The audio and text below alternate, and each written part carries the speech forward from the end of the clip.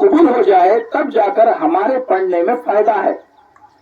ہماری عبادتوں کا صلہ، اس کا رزلٹ، اس کا بدلہ، اس کا نتیجہ ہم کو ملے گا کب؟ جب اللہ قبول کرے گا. تو اللہ کب قبول کرے گا وہ فارمولہ میں آج آپ کو بتاؤں گا. تو حاضرین محترم، اللہ تعالی ہماری عبادتوں کو قبول اس وقت کرے گا جب ہماری عبادتوں میں اخلاص ہو. ہماری عبادتوں میں کیا ہو؟ اخلاص ہو. اخلاص کسے کہتے ہیں؟ بندہ دل میں یہ نیت کرے کہ اے اللہ، جو بھی عبادت میں کر رہا ہوں، جو بھی کام میں کر رہا ہوں، جو بھی خدمت میں کر رہا ہوں، اے اللہ یہ تجھے خوش کرنے کے لیے کر رہا ہوں. اس کو کہتے ہیں اخلاص.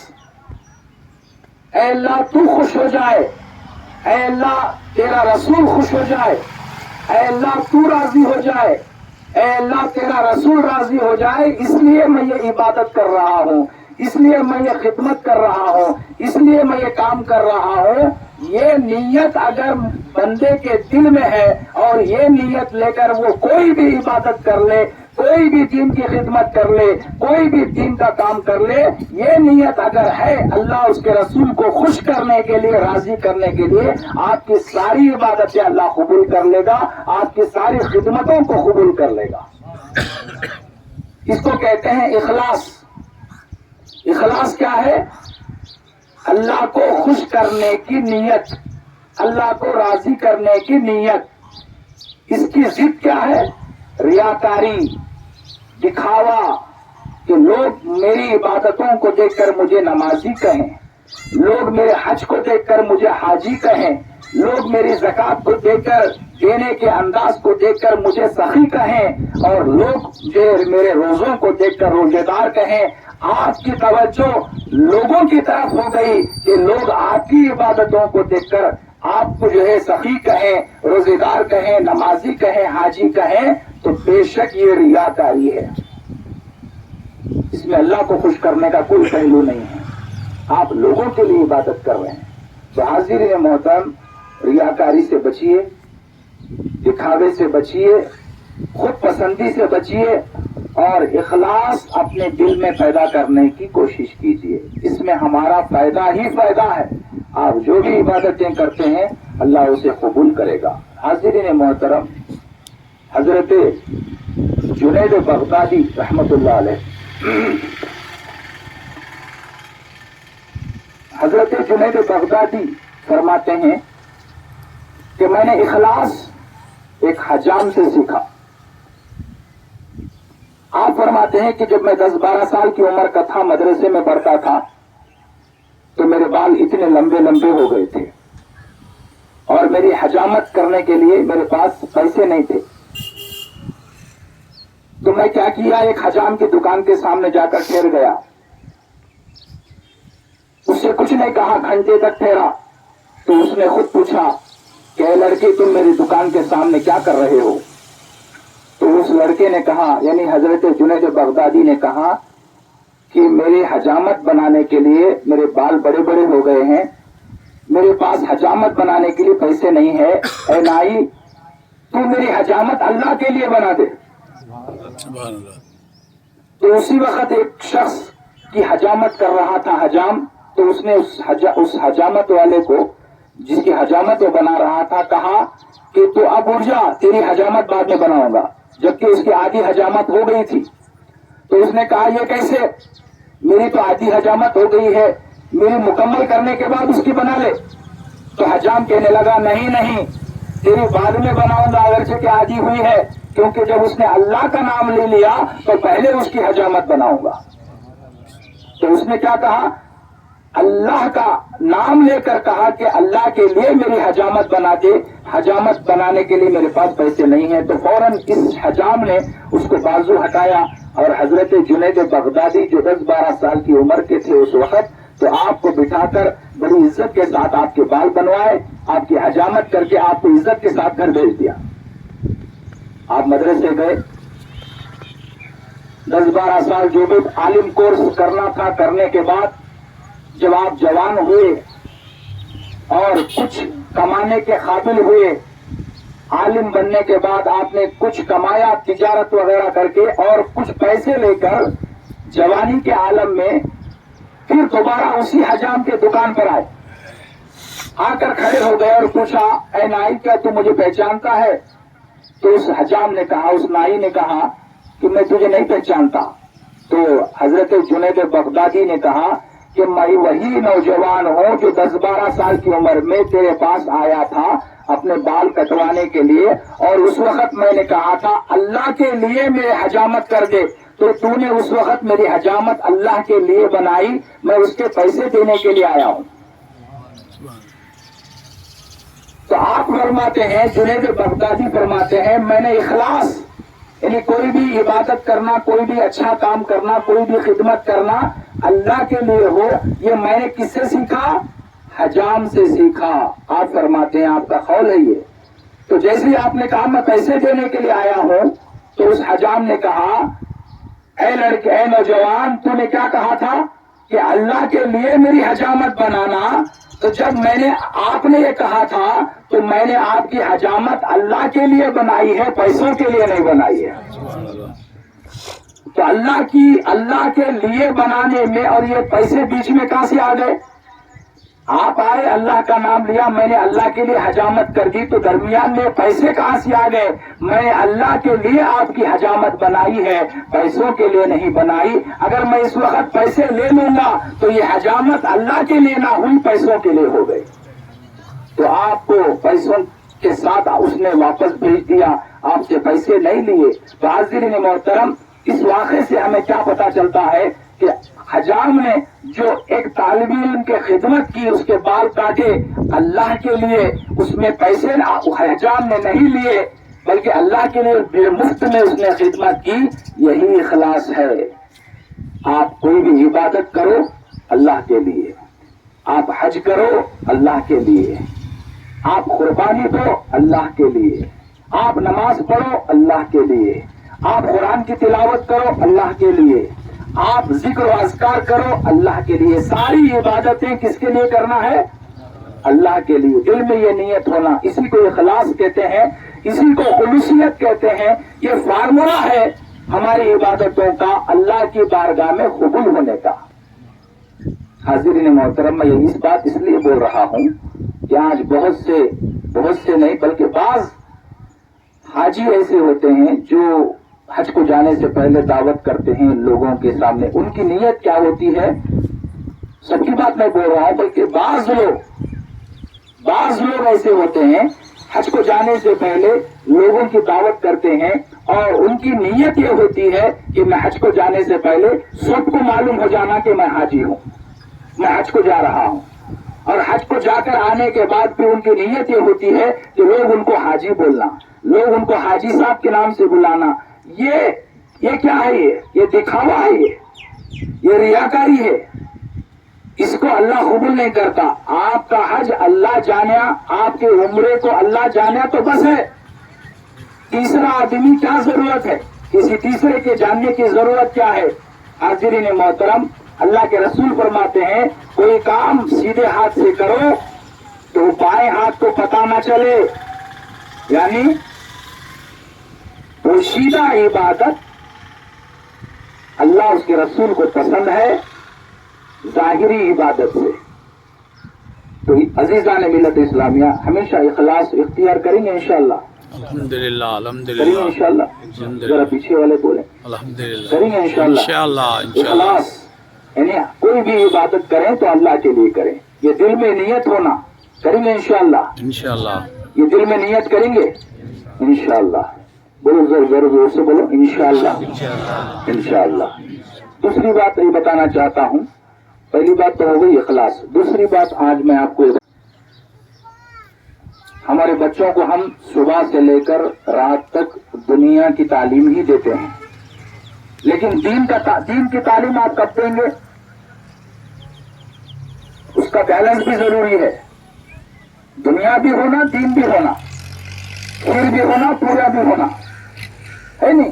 خالی کھیرش کھا تو بولے تو نہیں ہوتا، خالی پورا کھا تو بولے تو بھی نہیں ہوتا، کھیر بھی کھانا، پورا بھی کھانا ہے نہیں۔ واقعہ ایک پہاڑ کے نیچے کھیر ملتی تھی کہتے کھیر. دو دوست کہاں گئے کہتے پہاڑ کے نیچے ارے کھیر مل رہی ہے تو گئے تو پہاڑ کے نیچے کھیر بکتی تھی کہتے. تو اس میں ایک دوست بولا کہتے ارے کھیر بلّہ کی ہے, پہاڑ کے اوپر پوریاں مل رہی, پہلے جا کو پورا کھا پائیں گے, جب تک آئے گا پھر کھیر کھائیں گے بول کے پہاڑ چڑھے گئے. پہاڑ چڑھے چڑھے تک کھیر ہو گئی, پہاڑ چڑھ کو اوپر گئے تک پورا ہو گئے, چڑھ کو گئے تک پورا ہو گئے. ارے کتنا کام ہوا, پہاڑ چڑھ کو اوپر آئے تک پورا ہو گئے, کم سے کم کھیر تو کھائیں گے. تو پھر پہاڑ سے نیچے اترے تو کھیر بھی ہو گئی تھی. تو کھیر بھی ملی نہیں, پورا بھی ملے نہیں. لیکن کیا ہے, کھیر بھی کھانا ہے, پورا بھی کھانا ہے. دین کا علم بھی حاصل کرو, دنیا کا علم بھی حاصل کرو. میں یہ نہیں بولتا آپ خالی جو ہے دین دین دین 24 گھنٹے دین پڑھو, یہ نہیں بولتا.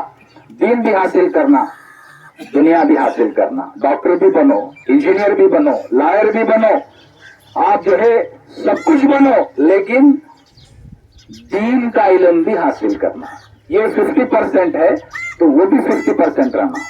یہ جتنا حاصل کر رہے وہ بھی اتنا حاصل کرنا, اس میں بیلنس ہونا. تو حاضرین محترم, بعض لوگ کیا بولتے ہیں,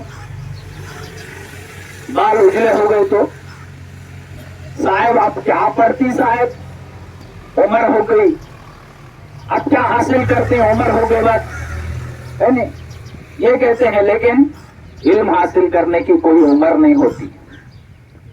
مدرسے لطیفیہ ویلور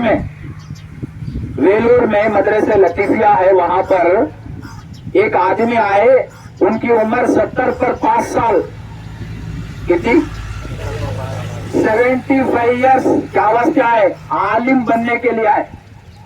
8 سال پڑھنے کے لیے, عالم کورس کرنے کے لیے آئے. تو ان کی عمر کتنی تھی, 75 ایئرس, 75 سال سے آ کر مدرسے میں ایڈمیشن لیے, مدرسے لطیفیہ ویلور میں.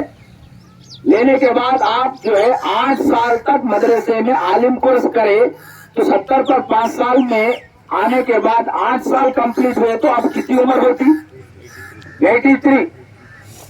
80 پر 3 سال عمر میں آپ عالم بن گئے. عالم بن گئے, بننے کے بعد سرٹیفکیٹ لے کر گھر کو آئے, 2 سال دین کی خدمت کرے, 80 پر 5 سال میں انتقال ہو گیا. میں یہ واقعہ آپ کو اس لیے بتا رہا ہوں کہ دین کا علم حاصل کرنا ہے یا دنیا کا علم حاصل کرنا ہے, اس کے لیے عمر کی قید نہیں ہے, انسان کبھی بھی حاصل کر سکتا. لیکن حاصل کرو, قرآن پڑھو. صرف قرآن پڑھنا نہیں ہے, قرآن کو سمجھنا ہے. ہم جو سورے نماز میں پڑھتے ہیں, ان سوروں کا میننگ کیا ہے, اس کا معنی کیا ہے, اس کا مطلب کیا ہے, یہ بھی سمجھو. جب آپ یہ سمجھ کر پڑھیں گے تو آپ کا دل نماز میں لگے گا, آپ کا دل نماز میں لگے گا. تو آپ قرآن پڑھو, قرآن پڑھنے کے ساتھ ساتھ سمجھ کر پڑھو. الحمدللہ رب العالمین سے لے کر غیر المغضوب علیہم ولا الضالین آمین, پورا سورہ جو آپ نماز میں پڑھتے ہیں, آخر اس کی میننگ کیا ہے, اس کا معنی مطلب کیا ہے, یہ سمجھ کر پڑھیں گے تو انشاءاللہ ہماری نمازوں میں خضوع کی کیفیت پیدا ہوگی, ہماری نمازوں میں لذت پیدا ہوگی, ہماری رکوع اور سجود میں جو ہے ایک استغراق کی جو کیفیت پیدا ہوگی. سمجھ کر پڑھے تو, نہیں سمجھے تو کیا ہوتا, نہیں سمجھ کر پڑھے تو کیا ہوتا, باڈی پریزنٹ رہتی, مائنڈ آبسینٹ رہتا, ہے نہیں. مائنڈ بھی آبسینٹ نہیں ہونا, باڈی بھی آبسینٹ نہیں ہونا. مائنڈ بھی پریزنٹ, باڈی بھی پریزنٹ کب ہوتا, جب ہم قرآن سمجھ کر پڑھیں گے. اور جب سمجھ کر پڑھیں گے, ہمارا دل اور ہمارا وجود جب حاضر ہے, اللہ ہماری نماز کو قبول کرتا ہے. تو حاضر محترم, دین کا علم حاصل کریں, اس کے لیے عمر کی کوئی قید نہیں ہے. آپ دنیا کا علم بھی حاصل کریں, دین کا علم بھی حاصل کریں. اپنے بچوں کو 3 چیزیں سکھاؤ. پہلی چیز تعلیم, دوسری چیز تربیت, اور تیسری چیز ہے تعلیم و تربیت کے ساتھ ساتھ تادیب, ادب سکھانا. ادب, تعلیم و تربیت و تادیب, یہ 3 چیزیں اپنے بچوں کو سکھانا. اب تعلیم میں کیا آ گیا, دین کا علم بھی آ گیا, دنیا کا علم بھی آ گیا, یعنی بیلنس کے ساتھ سکھانا, دنیا بھی سکھاؤ دین بھی سکھاؤ. تعلیم کے اندر, تربیت کے اندر کیا کرنا ہے؟ تربیت کے اندر بچوں کو جب آپ اخلاق سکھاتے ہیں, بچوں کو اچھی اچھی عادتیں سکھاتے ہیں, بچوں کو اچھی باتیں سکھاتے ہیں, بچوں کو عبادتیں سکھاتے ہیں, بچوں کو جو بھی آپ سکھاتے ہیں کیسا سکھانا؟ تربیت میں بزرگان دین فرماتے ہیں مار سے نہیں سکھانا, پیار سے سکھانا. تربیت کیسی ہو؟ بزرگان دین فرماتے ہیں تربیت کرنا ہے, لیکن کیسے کرنا ہے؟ مار سے نہیں بلکہ پیار سے کرنا ہے, محبت سے کرنا ہے. مربی کی یہ خصوصیت ہوتی ہے کہ اس کے اندر بچوں کے تعلق سے شفقت ہو, محبت ہو, پیار ہو. یہ اس کے ساتھ جب آپ بچے کو جو ہے آپ خرید لیں گے تو پہلے بچہ آپ کی محبت کو دیکھ کر خرید آئے گا, بعد میں آپ تربیت کریں گے تو وہ سیکھ لے گا. تو حاضرین محترم, تربیت جو ہے محبت سے کریں. بچوں کو, آپ اپنے بچے ہیں تو بچوں کو جو ہے محبت سے سکھائیں. محلے میں بچے ہیں, آپ کے پاس قرآن پڑھنے آتے ہیں تو ان کو مار کر توڑ کر نہیں, آپ جو ہے لکڑی کو آپ موڑ دیں گے تو کیا ہوگا؟ ٹوٹ جائے گی, ہے نہیں؟ تو مار کر توڑ کر کسی بھی مسئلے کا حل نہیں نکال سکتے. پیار سے آپ جو ہے مسئلے کا حل نکالیں. دو چیز. تیسری چیز ہے ادب. تعلیم و تربیت و تعدیب ادب ہے. یہ ادب کے بارے میں امام غزالی کیمیائے سعادت آپ کی کتاب ہے, اس میں فرماتے ہیں بچوں کو ادب سکھائیں, یہ بہت ضروری ہے. ذرا ایک مرتبہ درود شریف پڑھ لیجیے. اللہم صلی علی سیدنا محمد وعلی آل سیدنا محمد وبارک وسلم. صلاۃ و سلام علیک یا رسول اللہ صلی اللہ تعالی علیہ وسلم. آخری چیز ہے, بول کر میں اپنے بیان کو ختم کرتا ہوں. حاضرین محترم, آخری چیز کیا ہے؟ پہلی چیز کیا بتایا میں؟ تعلیم. دوسری چیز تربیت. دوسرے کو بولنے کا موقع دو, بول رہا ہوں. پہلی چیز کیا بتایا میں؟ تعلیم. دوسری چیز کیا بتایا؟ تربیت. تیسری چیز ادب ہے. بزرگان دین فرماتے ہیں اپنے بچوں کو ادب سکھاؤ. کس کا ادب؟ عالموں کا ادب, حافظوں کا ادب, اپنے ماں باپ کا ادب, اپنے بڑے بھائیوں کا ادب, اپنے پڑوسیوں کا ادب, مسجد میں جو بڑی عمر کے ہیں ان کا ادب, اپنے خاندان میں رشتہ داری میں جو بڑے ہیں ان کا ادب, سادات اکرام کا ادب, مشائخین اعظام کا ادب, آل نبی کا ادب, آل رسول کا ادب, اولیاء اللہ کے آستانوں کا ادب. یہ سارے ادب اپنے بچوں کو سکھاؤ. یہ تعجب کے اندر آتا ہے, لیکن بزرگان دین بلکہ ماہر نفسیات کہتے ہیں کہ بچے ادب کب سیکھتے ہیں؟ سن کر کم سیکھتے ہیں, دیکھ کر زیادہ سیکھتے ہیں. بزرگان دین فرماتے ہیں کہ بچے ادب کب سیکھتے ہیں؟ آپ سے سن کر نہیں سیکھتے, آپ سے سن کر کم سیکھتے ہیں, آپ کو دیکھ کر زیادہ سیکھتے ہیں. یعنی بچوں میں اگر ادب لانا ہے تو کیا کرنا ہے؟ بڑے پہلے ادب والے بنے.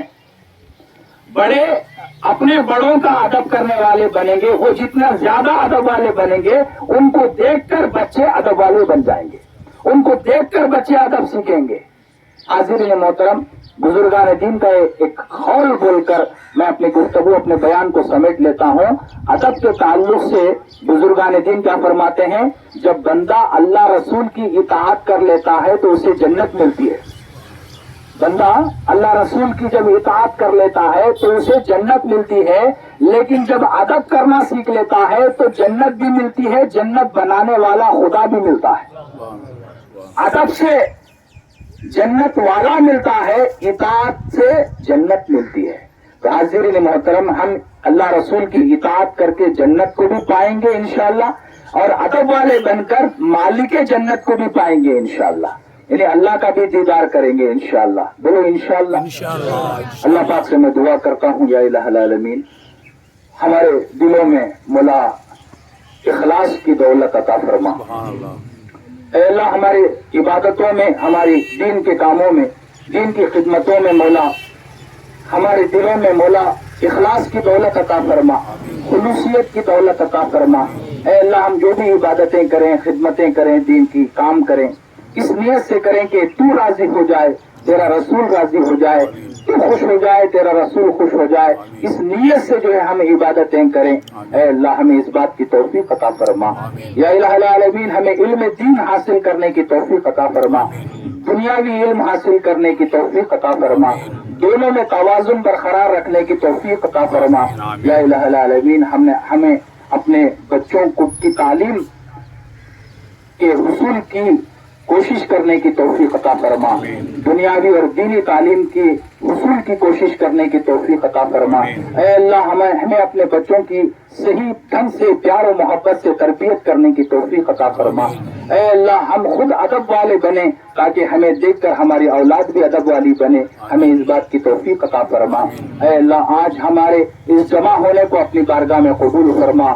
اے اللہ ہماری دعاؤں کو قبول فرما، ہمارے گناہوں کو معاف فرما۔ وصلی اللہ تعالی وسلم علی خیر خلقہ ونور عرشہ سیدنا محمد وآلہ واصحابہ اجمعین برحمتک یا